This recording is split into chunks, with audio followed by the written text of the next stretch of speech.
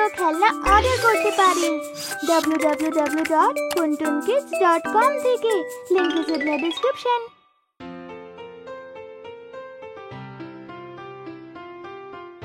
গাট্টু আর চিঙ্কি ঘরের মধ্যে একদম হুটোপুটি করছিল। দুজনের সোফার কাছাকাছি ধরাধরি খেলা খেলছিল। গাট্টু একটু ফাস্ট দৌড়ায়, তাই চিঙ্কি ওকে ধরতেই পারছিল না। যতই তাড়াতাড়ি দৌড়াও গাট্টু, আমি তোমাকে ধরেই নেব। যাবিটা কোথায়?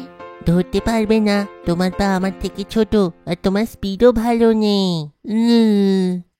চিঙ্কিও মুখটা ভেঙিয়ে ফেরত জবাব দেয়, আমি ধরে নেব তোকে, আমি আস্তে দৌড়াই তাতে কি।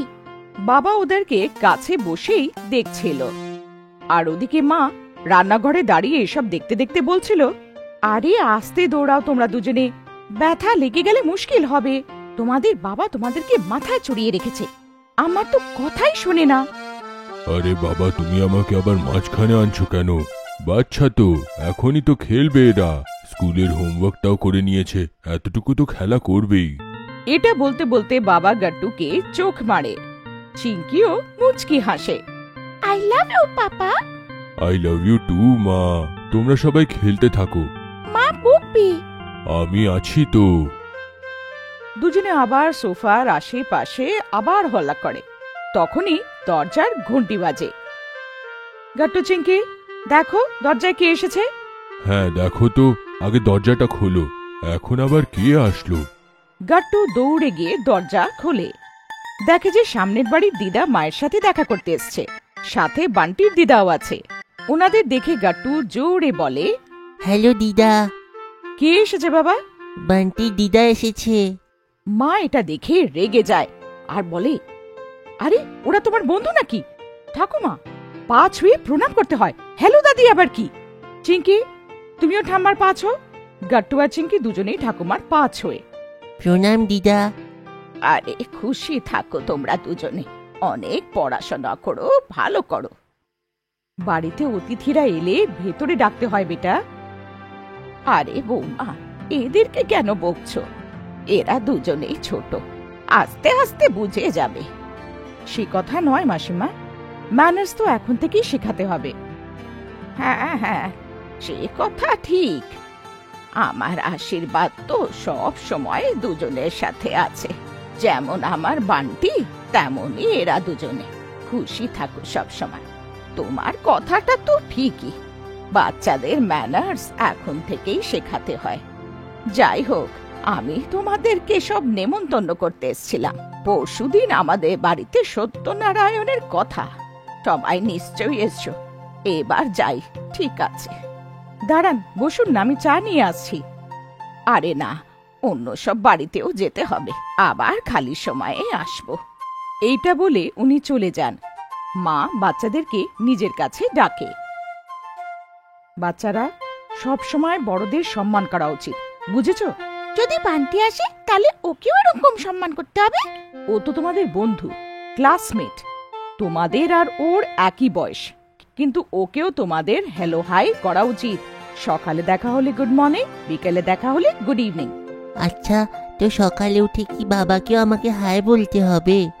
হ্যাঁ বাচ্চারা, এগুলোকে গুড ম্যানার্স বলে। তোমরা তো আমার ভালো শোনা না, আমার ভালো বাচ্চা, তাই সবসময় গুড ম্যানার্স ফলো করবে। স্কুলেও টিচারদের সঙ্গে দেখা হলে ওদেরকে গ্রিট করবে, বাকি বাচ্চাদের হ্যান্ডশেক।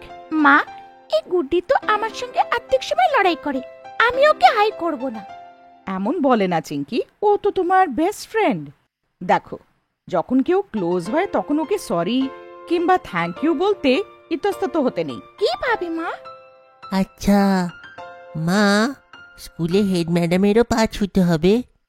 এতক্ষণ বাবা যে চুপচাপ শুনছিল, হেসে এখন বলে, ওনাদেরকে তুমি গুড মর্নিং কিংবা গুড আফটারনুন সময়তে বলো, ওরা স্কুলে আছে। ঠিক আছে পাপা। পরের দিন সবাই স্কুল যায় আর বাবা মার বলার মতন সবাইকে গ্রিট করে। হ্যালো গুড্ডি, আমি সরি, আমি তোমার সাথে লড়াই করেছিলাম। তুমি সরি বললে চিঙ্কি। হ্যাঁ, মা বলেছে কেউ সরি বললে কেউ ছোট হয় না। তুমি তো আমার বেস্ট ফ্রেন্ড, তুমি রেগে গেলে তাহলে আমার ভালো লাগে না। কিন্তু চিঙ্কি ভুল তো আমার ছিল, সরি তো আমার বলতে হতো। এটা বলতে বলতে ও থেমে যায়। আই এম সরি চিঙ্কি, আজ থেকে তুমি সব সময় আমার বেস্ট ফ্রেন্ড। আমি কখনো তোমার সাথে লড়াই করব না। দুজনে একে অপরকে জড়িয়ে ধরে। তখনই ক্লাসে টিচার আসে। Good morning miss. Good morning বাচ্চারা, আজকে আমরা ম্যানার্সের ক্লাস করব। তোমরা সবাই কে কে জানো ম্যানার্সের কথা? কে জানাবে?